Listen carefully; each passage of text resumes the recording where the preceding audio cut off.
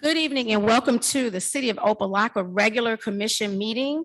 Tonight is May 11th, 2022, Wednesday, 7 p.m. Sorry, 7:14 p.m. Madam Clerk, roll call. Commissioner Bass. I'm here.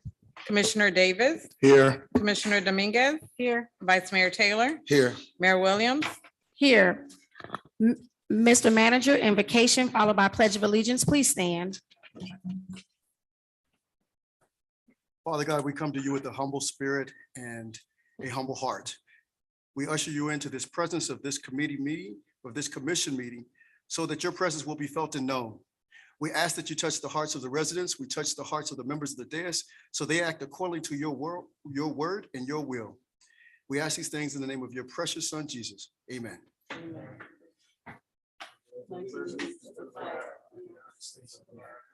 And to the republic for which it stands, one nation, under God, indivisible, with liberty and justice for all.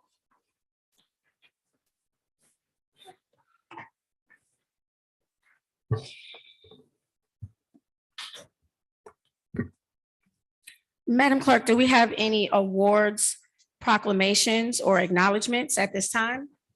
Yes, Madam Mayor, we do have a proclamation in honor of World Lupus Day. Okay, if the commission can come down front.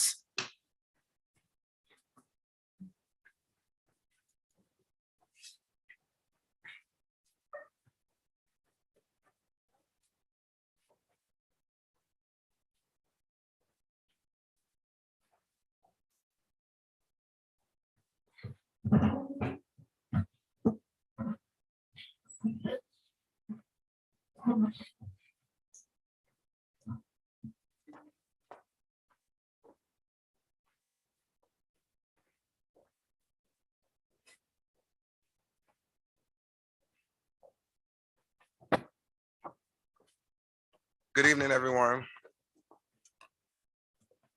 As we all know, yesterday, I'm gonna say we celebrated. Yesterday was World Lupus Day. And in that moment, we took out time to actually remember those that are actually battling with that physical challenge. So today we want to actually honor one of our residents who started an organization that gives back to people suffering with lupus. It's an organization that she started in 2005, and she also herself, I think she told me this month will be 28 years that she has been a survivor of lupus. So we want to bring to our front one of our community leaders, Chandra Russell.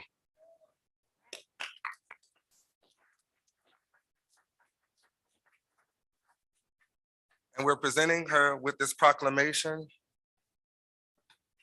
To sum it up, thanking her for the job well done, for the awareness that she brings to our city, and for everything that she's done for this particular community.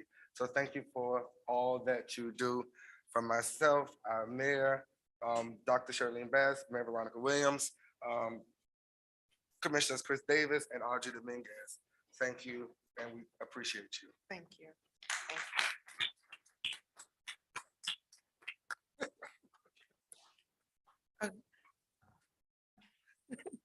Thank you for this honor, just to be recognized for the work that I do for lupus. Like she said, my name is Chandra Russell. My organization is Razor Fortitude for Lupus. I established it in 2005. I was diagnosed 28 years ago with systemic lupus, and my family and I have dedicated our lives to spreading lupus awareness and helping those that have been diagnosed with lupus. When I was diagnosed, I knew little about lupus, so it's important for me to mentor those that are newly diagnosed so they don't have the same struggles that I had when I was diagnosed.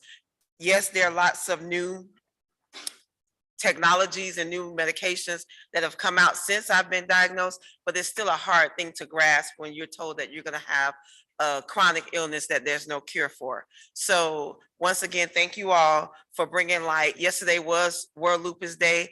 The month of May is Lupus Awareness Month. So I ask you all to take a little time to become aware. If you don't know anything about lupus, find out something. You can go to my social media, Raise a Fortitude, and learn about lupus. I have literature if you like some, and as well as what Lupus Awareness Month. I do event every month that you all are welcome to join us. It's a bowl for a cure for lupus. It'll be our 11th year doing it, and it'll be nice to have your friendly faces attend with us. So once again, thank you. Continue to wear your purple. You'll see my family and I dressed in purple all the time. And thank you for bringing awareness to lupus.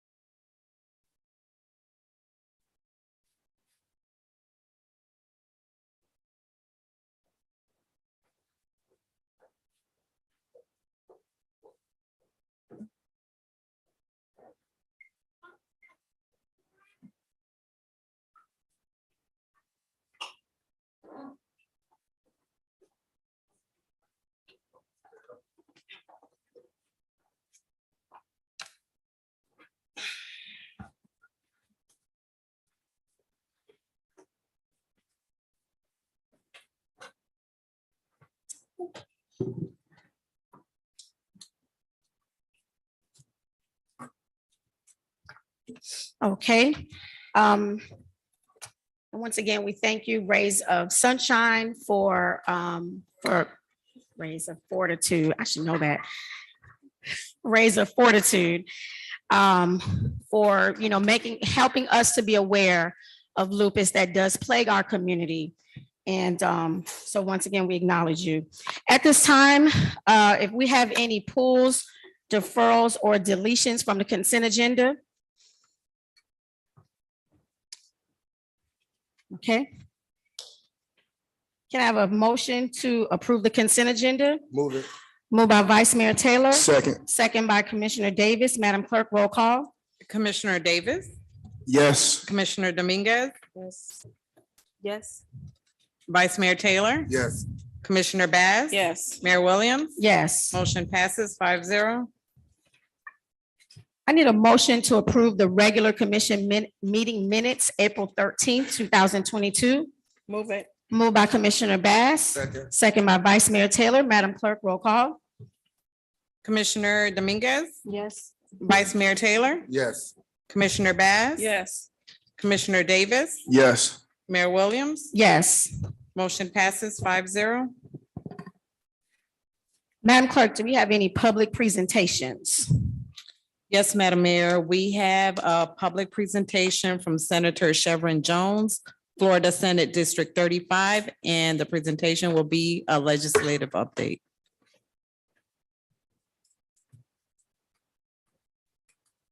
Is there anyone from Senator Jones' office here? They may be running a little bit late, Madam Mayor. Yeah. Madam Clerk, I just received a text, 15 minutes, so we'll come back. So we can, yeah, come back to it. Okay. later.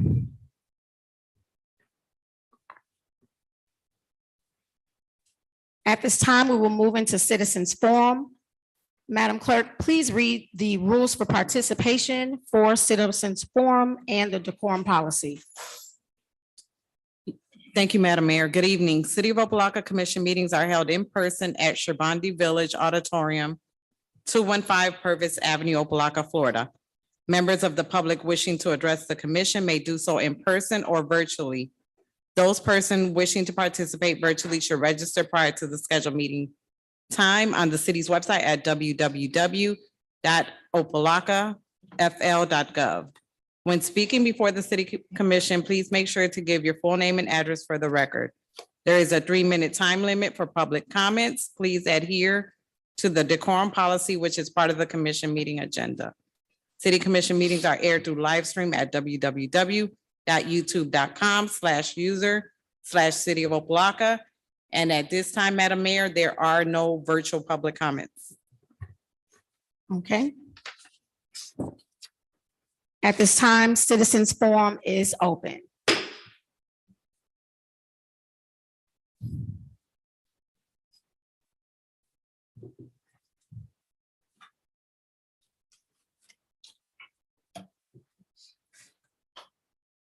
Good evening, Madam Mayor, Vice Mayor, Commission, and staff. My name is Dottie Johnson. I reside at 13724 Northwest 22nd Place. Couple of items. Is there an update on the employee's contract?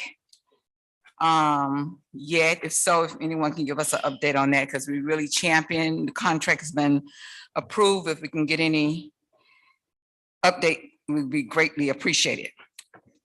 Progress report for the audit committee. I know you don't supposed to directly speak, but this is for the mayor. We need a couple more members on that audit committee. You know, it's almost that time. And I attended, I'm sorry, I wasn't able to attend both of the Women's Day function. I too shared my loss of my mother 2 days before Mother's Day, so it was hard for me. Last night was really hard, but I know she's in a better place and she's always in my heart. But I was here Saturday night and it was over 100 and some people, but I did not see any public safety. Now I know karate and we all were civilized, but I don't know what happened. I've never seen that before. So Mrs. Scott and city manager, I think that's always citizens was asking, I'm like, it's nothing gonna happen. We just got to pray it down and we all had a good time. And I hope both functions was very good. I did do a follow-up with Miami-Dade County as the representative for District 1 with the CAA on the Homeowners Assistance Program. And they have sent me some literature. I prefer going through it. I'll get back with Ms. Mitchell to give us an update because now I'm told and what I'm reading, there may be some additional funds that I will make sure that it gets to the commission, hopefully be posted on the website and do a little more promotion of what we can do to help homeowners with the Homeowners Assistance Program. A friendly reminder, next month is hurricane season and we don't want to be the last straw telling people where to go to pick up sand, what to do and whatever. So that plan probably need to be enhanced and starting to be provided. While attending last night planning and zoning meeting, very interesting meeting, but I went back and looked at the website to just get a general idea as to what was the previous meetings like. And lo and behold, I didn't find nothing on the YouTube for the planning zoning. The last one was posted May 11, 2021. Now, if we are talking about transparency and awareness to the public, I think we need to do a better job with that. And I forgot to mention to you, so this is nothing in your administration, but as I had it down on my notes, I got a recorded copy, but I think everything that the commission does when it's relating to the public, it needs to be multiple ways of reaching out. And we got to get a good PR firm in here to do. And kudos to the city manager for your marketing strategy. It worked. My time is up. Have a nice day and God bless you.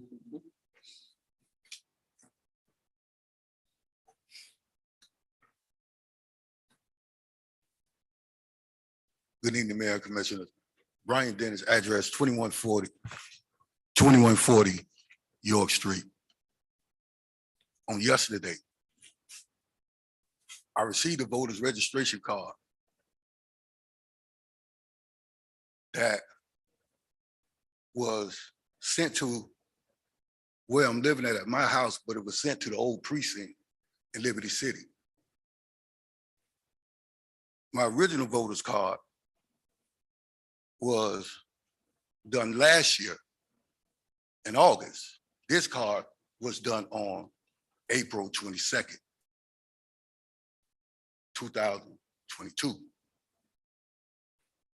not saying anyone did it. I know I did, but the matter is under investigation.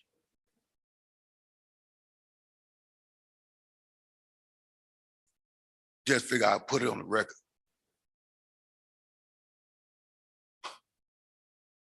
I don't know who, what entity is behind it, but if they were going to do that, the smart thing would have been was, you're going to change my voting precinct to where I used to live at. You should have just sent the card there as well. I wouldn't have knew anything.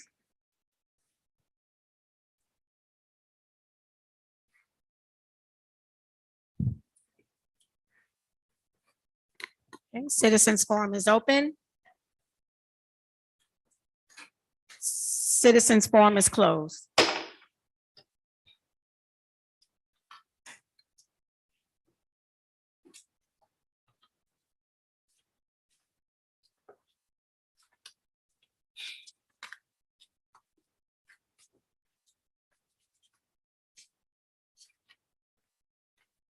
Okay, since we have all of our consent items passed, we are now on the manager's report.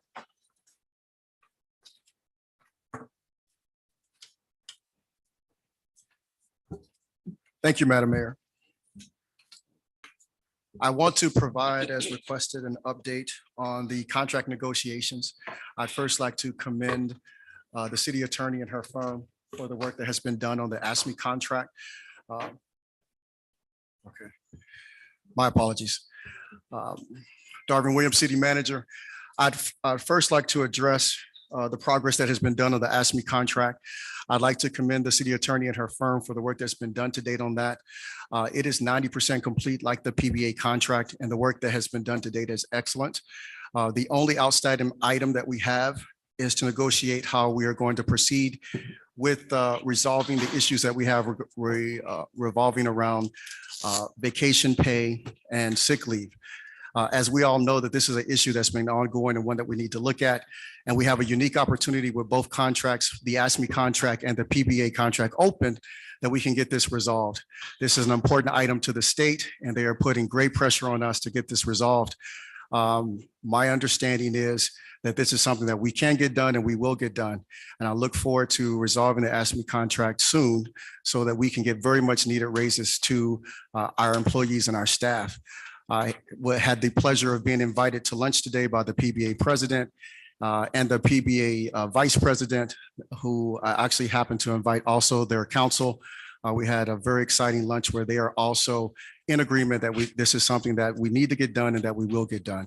So I hope to have resolution on both of these contracts agreement along with the city attorney within the next 30 to 45 days. We've been having ongoing meetings with the state. We were going to look at, along with our HR department, along with both assistant city managers, along with our budget and finance department, looking at what other cities have done to resolve this issue. We are putting together a plan that we will discuss with the city attorney and discuss how we're going to move forward to get it resolved. The PBA also said, since they are in support of moving on this, that they will also put together a proposed one plan to submit to us for consideration. So help is on the way, and we're very excited about getting that done. I'd also like to apologize for the attendees of the wonderful event that was held by Commissioner Audrey Dominguez on Saturday, that we did not have any public safety officers available.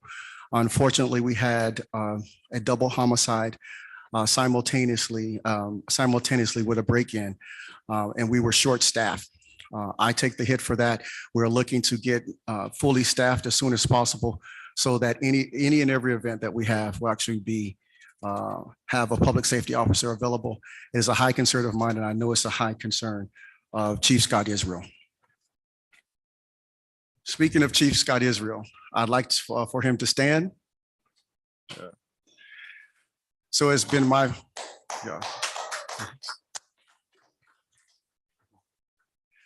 So it has been my pleasure and an absolute honor, and I count it as a privilege to appoint Chief Scott Israel as our new Chief of Police. This has been exciting. This is an exciting time for the city of Opa-locka. I can personally say that I've had officers statewide reach out to me on my social media, my LinkedIn, my Twitter page, excited about the opportunity to come to Opa-locka and work. That is not something I was expecting, but I'm really excited that that is now occurring. And I've been sending out the links for them to apply for positions to come work with us. And I believe that we should be fully staffed with our vacant positions within the next 30 days. Ooh, that's good. Thank you, Chief. Awesome. As already mentioned, we are in the process of putting out an RFP for our PR firm. There are a lot of great things that go on in our city, and those are not always the things that get published. One of the purposes of this PR firm will actually to be able to give us the the paintbrush, put it in our hands so that we can tell our story and the way that it needs to be done. Finally and foremost, I'm very, very excited to announce that we have reached a resolution. My administration has reached a resolution with the Miami-Dade College on their water bill. So their current balance is $905,185.76. I've been in communication. This has been an ongoing dispute with Miami-Dade College for approximately 5 years, and they have denied payment to every previous administration. They have agreed to pay the bill in complete total as owed, and we're expecting a check for $220,000 tomorrow. So, yeah. So we're super excited about that. Thank you to the residents. We will continue to address your needs and concerns. We're looking forward to moving forward with our citizen committee, so you have direct access to the city manager's office for that purpose. And that's all I have, Madam Mayor. Thank you. Are there any questions to the manager from the commission? Madam Mayor? Madam Mayor? Yes, Commissioner Dominguez. Thank you. Good evening. I just had a couple of questions to the city manager. I'm sorry. I have a couple of questions to the city manager. I wanted to know, where are we in the selection of the special master? I requested this a couple of meetings prior to this one. We currently have several pending cases. The current special master is no longer engaged with the city. The last meeting that was held was in March 2022. This request was also previously made by previous manager Pate in January 2021. The special master selection shall consist of 3 members, including the chief of police, the city manager, and the city attorney. So I just want to know, where are we with that? We definitely need to move forward in getting a special master, because we have a lot of pending cases that need to be reviewed and they have not been reviewed. The other item regarding the update of the ASMIT contract. It is my understanding that the contract was agreed by both parties, the city attorney, previous city manager, and ASMIT before you becoming the interim city manager. I just would like to see if we can move forward with this, because every time I come to the city and I run into an employee, like I ran into Public Works the other day, and he told me, where are we with the contract? And I'm saying, we're working on it, we're working on it. He says, you know, I've been working here in the city of Opa-locka for the past 20 years. And you don't want to know how much I make an hour? I'm like, how much? He said, I make $14 an hour. Okay. So to me, you know, a security officer, a security guard makes a lot more money than $14. So I just think with it, we need to do better for our employees. Another issue that I like to address. Previous Commissioner Burke was an advocate for the police officer. So was Commissioner Holmes. Now that I'm sitting here on his chair, I want to continue his legacy. I have a question. We have 2 officers relieved of duty. One due to personal complaints, the other for being arrested for criminal charges. Why are they being treated the same if they're both different in nature? And now that we have a chief, I hope that he's been briefed on these cases to move forward. I just want to know, what's the difference between the 2? Thank you. Thank you, Commissioner. So let me start with your first concern, which is the selection of a special magistrate. I'm also in agreement that we are in need of a special magistrate. As you stated, 3 members must be a part of that panel. One is chief of police, city manager, and city attorney. Until Monday of this week, we had no chief of police. Now that we have a chief of police, we can move forward on that item, which I'm in agreement with needs to get done. I provided you the update on the ASME contract to redress your concerns. Let's talk about the numbers. So currently, we are budgeting $60,000 per year for payouts. Last year, we spent $300,000 on payouts. My first month here, I spent $13,000 on payouts. My second month here, I'm scheduled to spend another $100,000 on payouts. This is not a financially sound or tenable position for the city of Opa-locka.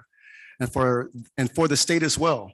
I have a fiduciary duty to address the financial standing of the city. And so long as we move forward on either of those contracts without addressing that issue, we will never, as stated by our contract with the state of Florida, we will never come out of financial oversight. To the terms of that contract, we must be financially solvent to move out of financial oversight. So long as we do not address that issue, that cannot happen.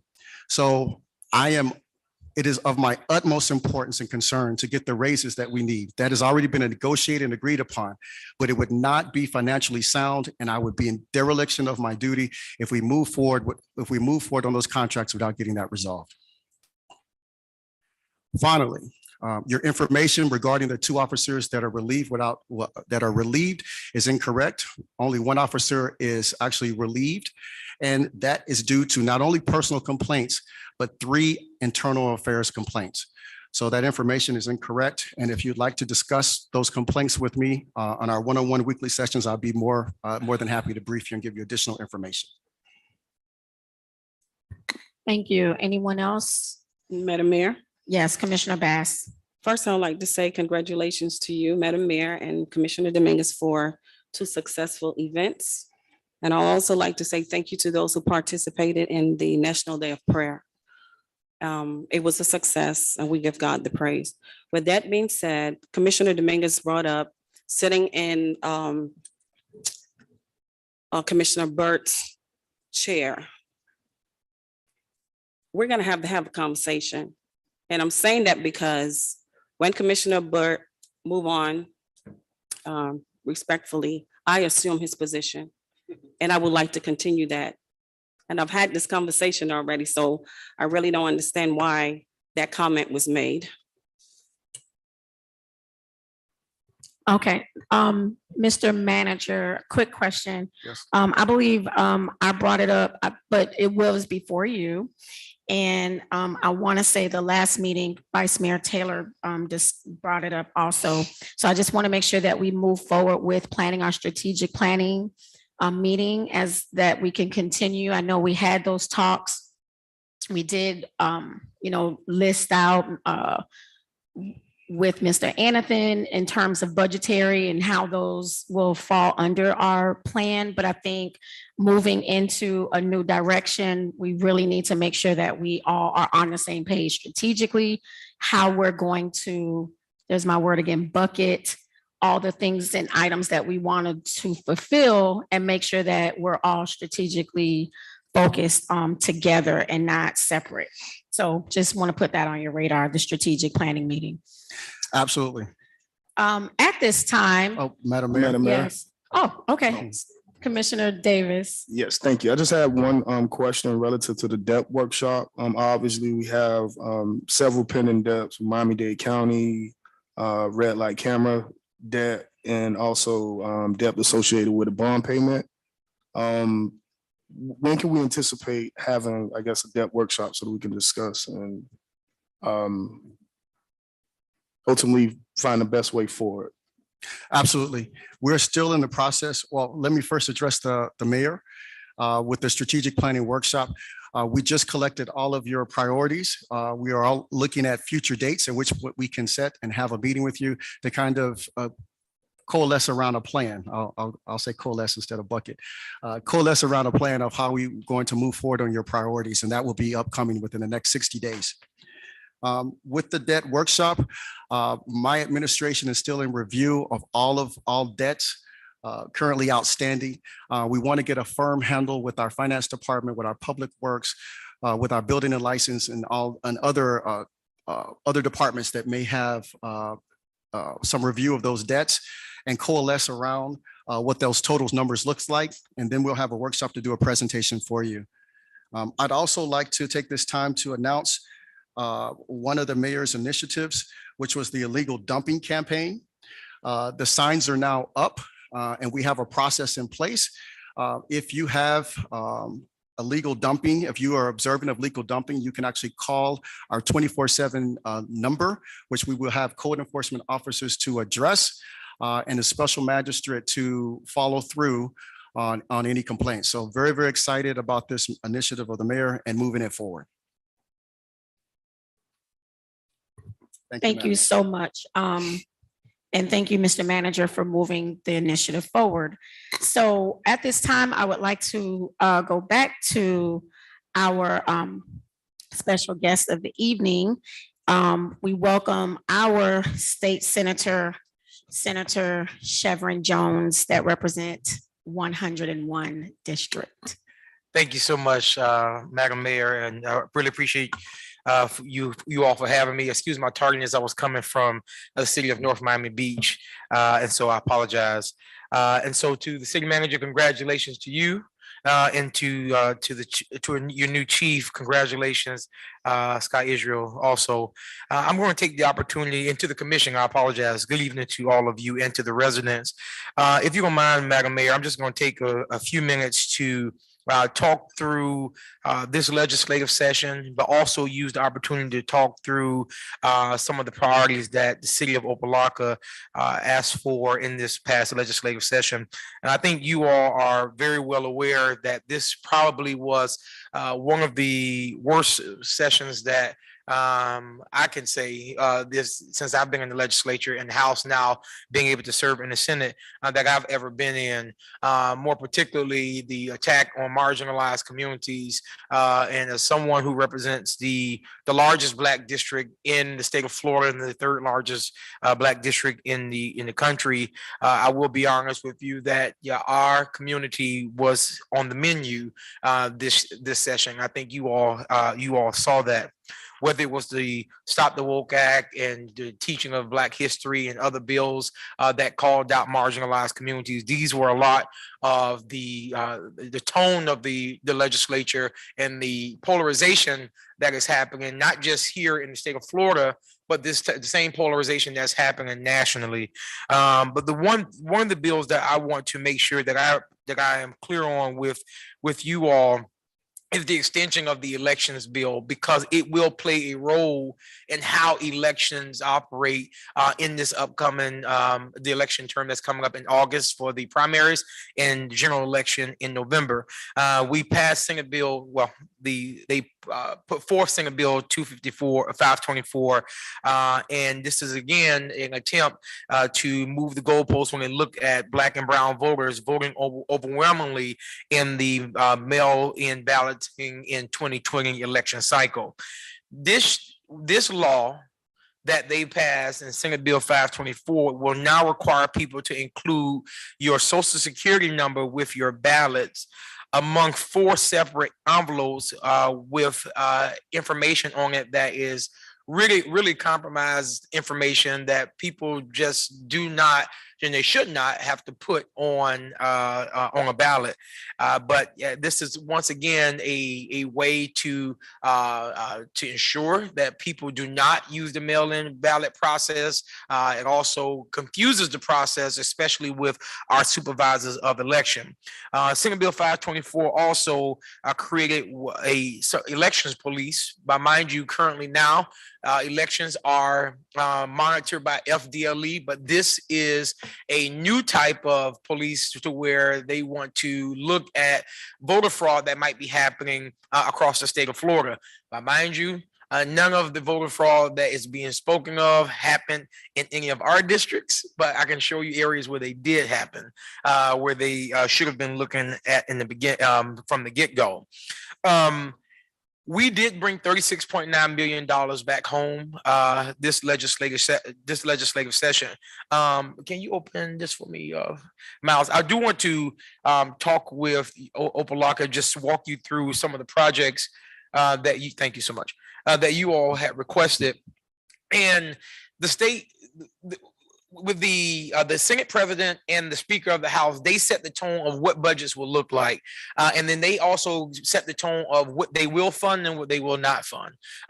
Based on the Opa-locka's in your legislative agenda, majority of the things that you all have requested dollars for, like the Opa-locka athletic fields improvement, CRA development incentives program, the CRA home buyers programs for $2 million, Opa-locka Opa-locka Innovation Program, the Opa-locka Police Station, the Opa-locka Public Works. Yeah, a lot of these were things that the leadership made it clear two areas. One, they were not funding programs this year of that nature. And so that became an exhaustive list. But along with that, there were other things that the leadership within the Senate appropriations staff make it clear that there might be opportunities to where the city of Opa-locka can go through the grant process, whether it's through the Department of State, whether it's through the Department of Economic Opportunity, or whether it's through the Department of Corrections for some of these things. What did get funded is the Opa-locka $250,000 of the Opa-locka senior programs. We were working with your past interim city manager to look at Opa-locka getting in on the resiliency funds, which is around two of resiliency funds dollars that currently exist, that I personally believe that City of Miami Gardens, North Miami Beach, and other areas, they have applied for those dollars. And city manager, I would love to continue working with you. So it's free money that's on the table. And I know a lot of the projects that City of Opa-locka had when it came to infrastructure that was not included on the request for this year, but it was included on the request for last year, but I don't know why it wasn't included this year, with the hopes that you all will apply for those dollars through the resiliency dollars, because that's money that's on the table that you all can have access to. And myself, Miles, we don't mind sitting with you, city manager, so we can continue that process to help you with that. The last few things that I'll make mention of before I start talking about redistricting is some important laws that we were able to get across the finish line that the governor signed. One of them is children with developmental delays. Those who are familiar with the education system and whoever, or those who have children who probably fell into this category, this is Senate Bill 236 that we passed. This is extended the age limit for children and the services that they receive who experience developmental delays. Currently now, the state of Florida stopped those services at age 5. The federal government take those services to age 9.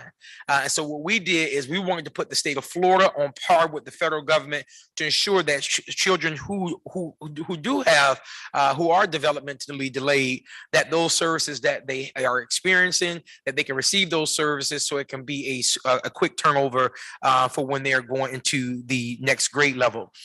We also passed Senate Bill 630, which was Ava's law. For those of you who remember last year when I came, we spoke about dignity for incarcerated pregnant women to ensure that women who are incarcerated are not shackled, women who are incarcerated are not placed in solitary confinement. But the one thing we forgot to do in putting forth dignity for incarcerated pregnant women is allowing the women to test whether or not she's pregnant or not.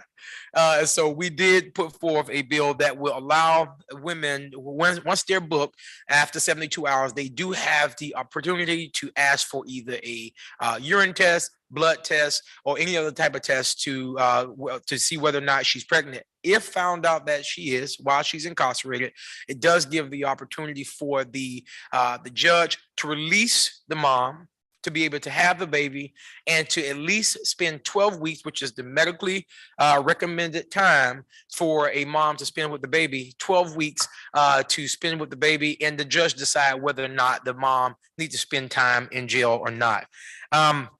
I do want to end on talking about the redistricting process. If you have been following the maps, I just want to briefly just share that the House draw the House maps, the Senate draw the Senate maps. We switch them up because the House and the Senate have to approve both of them, but we can't make changes based on each other's chambers. The Senate maps and House maps followed the law based on what you all voted for in 2010, dealing with Fair District Act. 2015, as you all remember, the Supreme Court said that the maps were gerrymandered and made the Senate redraw the maps the right way through the Supreme Court. This year, that fell into Congress. Congress is the only congressional maps. The governor is the only one who can veto those maps. He can't veto the House maps. He can't veto the Senate maps. If you've been following what's happening, the governor made it clear that he will not sign the maps that came out of the Senate. But mind you, those maps followed the law.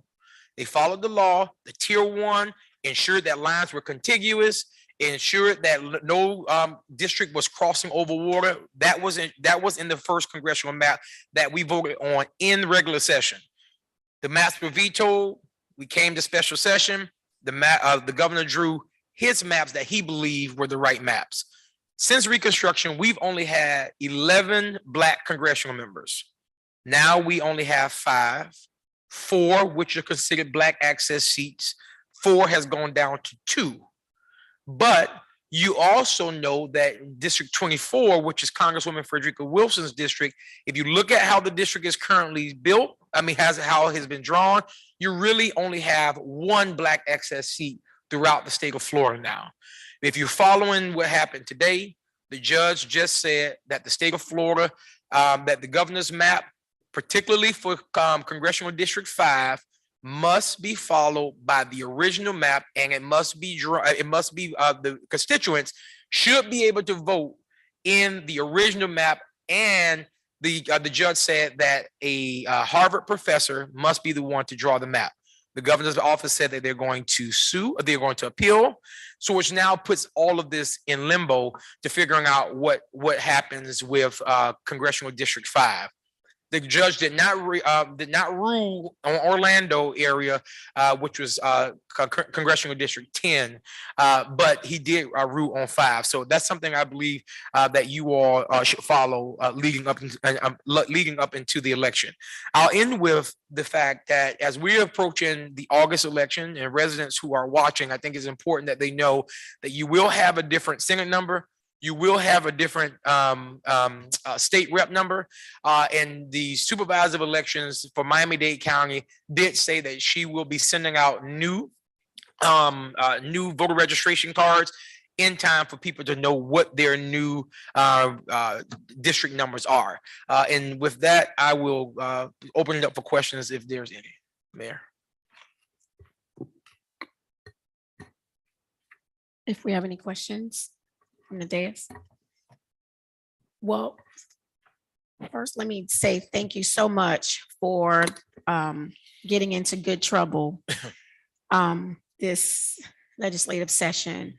We know, especially with redistricting, this is going to be tough for us to continue to fight and win. But you know, we here, Opa-lockians will follow your lead and allow you to you know, guide us with that light of how at the end of the tunnel, we're going to make it through over that threshold. So, but we thank you because I know this was a tough session for all of you. And I don't think we have any questions. Do we have any questions at this time? Okay. Thank you, Mayor. Thank you so Appreciate much. you. Thank you so much.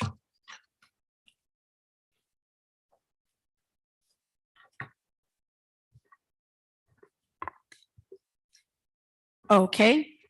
Do we have any, Madam Clerk, any official board reports?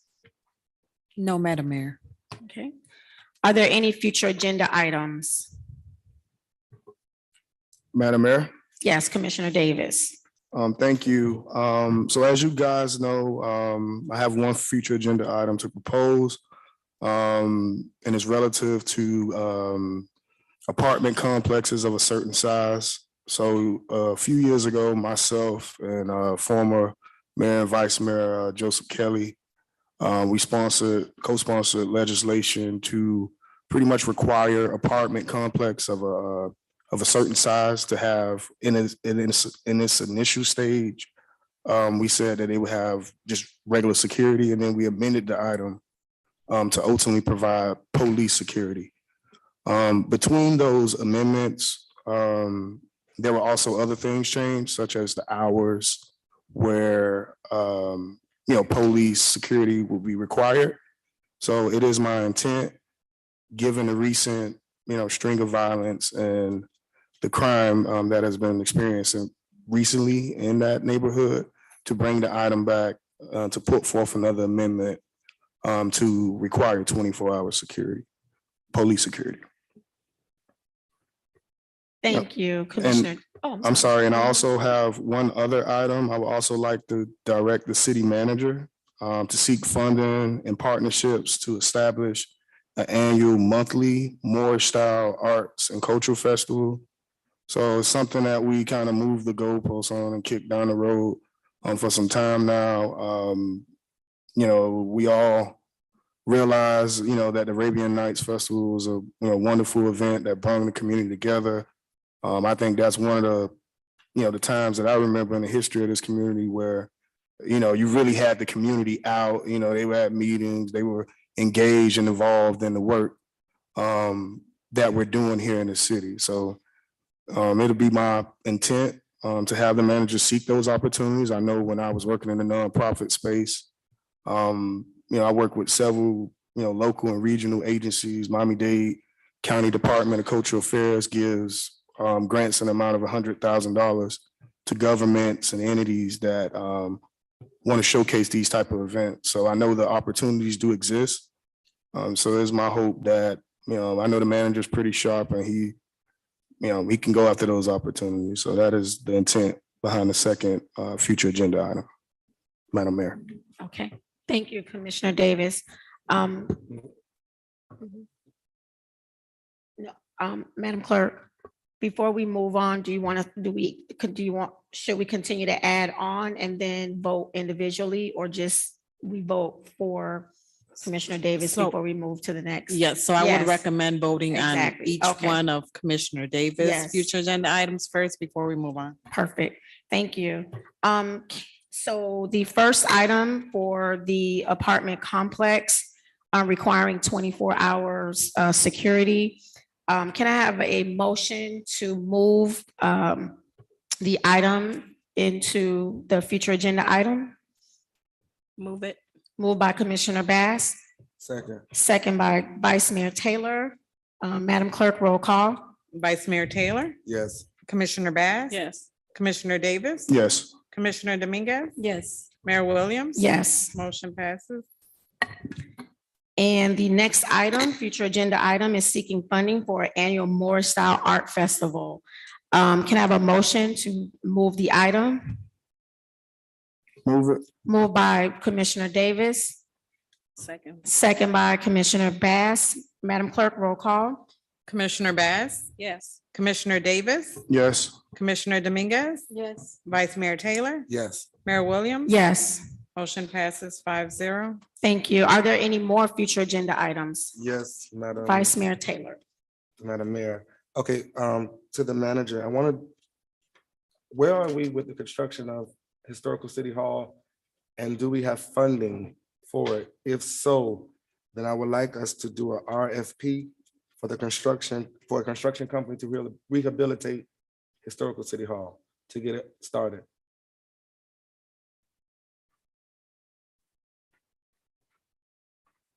Mr. Manager, would you like to respond? Absolutely. So we currently have about $600,000 in GLB funding. We estimate that we need probably about double that amount for what is left. Mr. Austin is in the process of putting out an estimate, which is going to cost us about $100,000 to receive. I'm going to call Mr. Austin, our Director of Public Works, to give further explanation on those costs.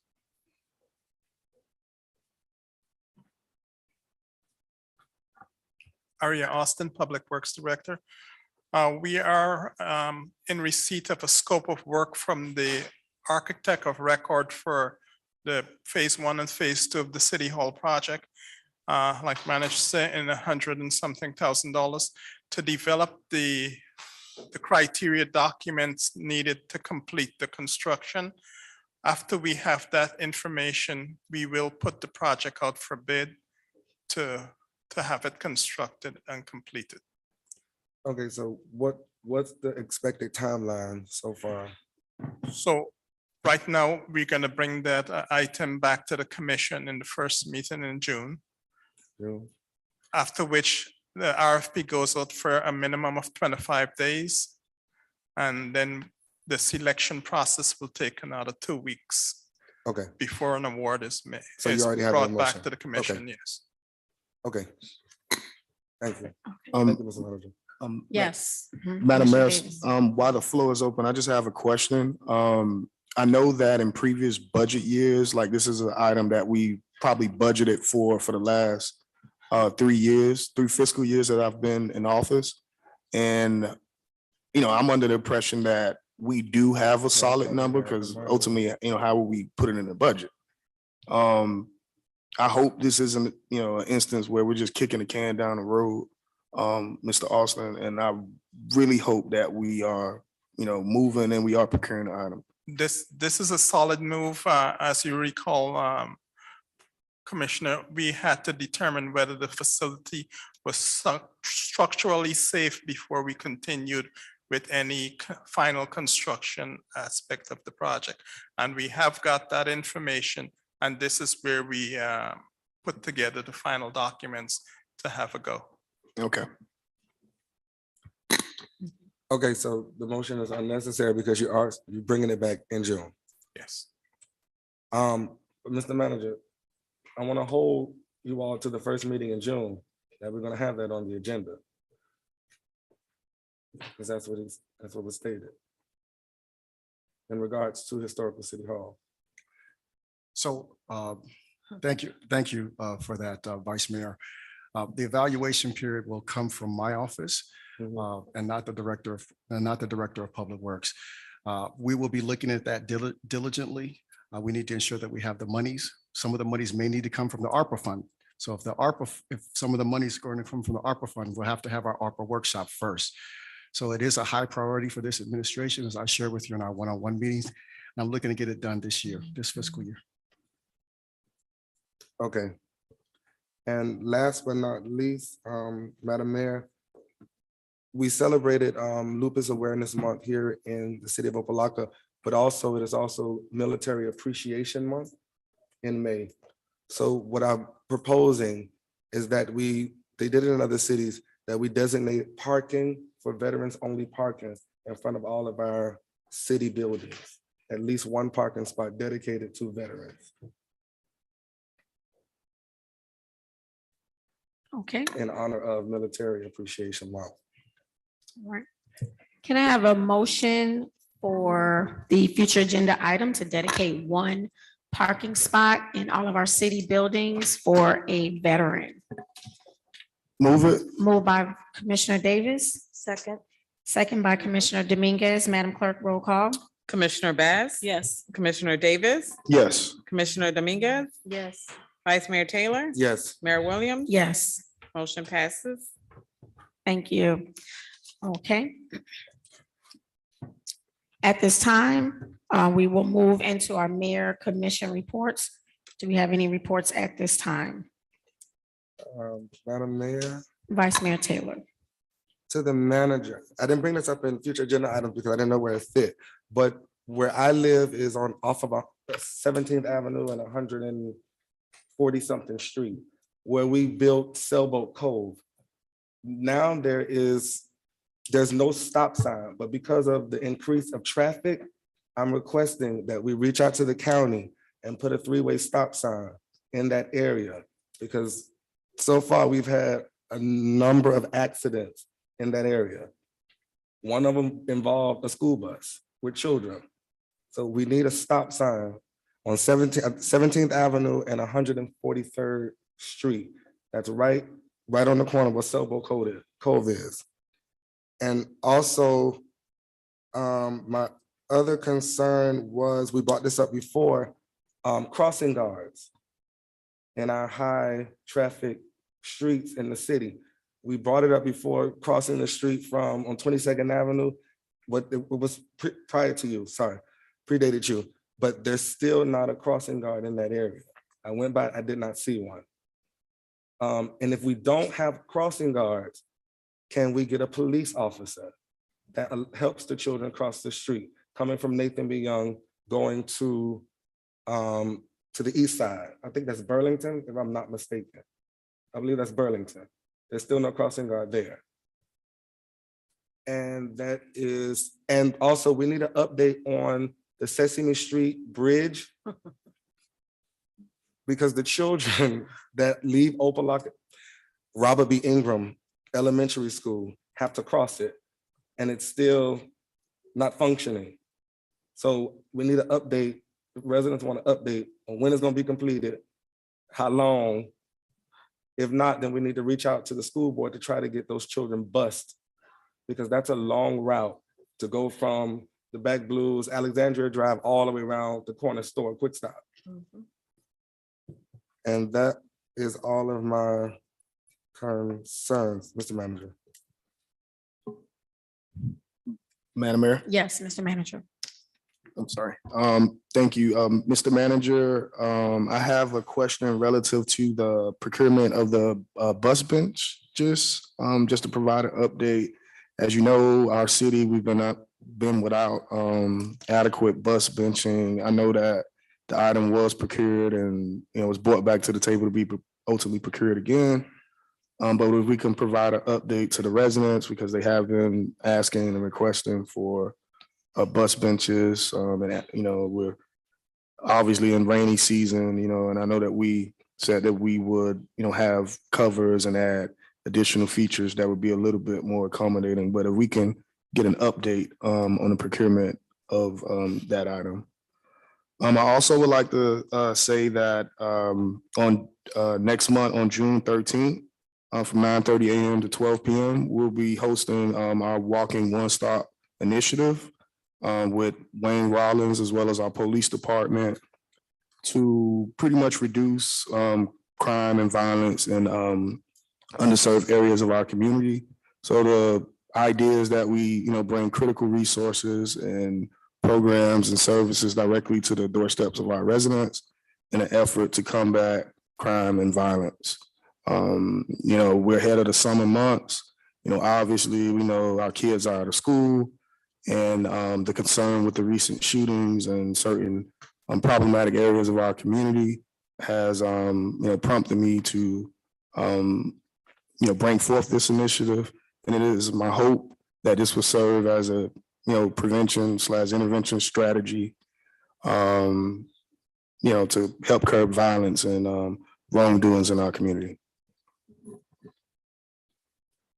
Thank you.